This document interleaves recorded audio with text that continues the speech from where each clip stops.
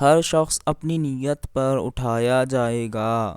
ام المومنین حضرت سیدتنا عائشہ صدیقہ رضی اللہ تعالی عنہا فرماتی ہیں کہ رسول اللہ صلی اللہ تعالی علیہ وآلہ وسلم نے ارشاد فرمایا، ایک لشکر کعبہ معظمہ پر حملہ کرے گا، جب وہ بیضاء کے مقام پر پہنچے گا تو ان کے اگلے پچھلے سب کو زمین میں دھنسا دیا جائے گا۔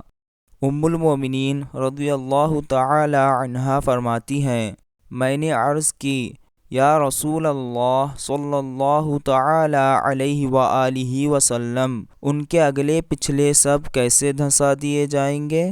حالانکہ ان میں سے بعض تو دکاندار ہوں گے اور کچھ ان لشکریوں میں سے نہ ہوں گے۔ فرمایا، ان کے اول و آخر کو دھنسا دیا جائے گا، پھر وہ اپنی اپنی نیتوں پر اٹھائے جائیں گے۔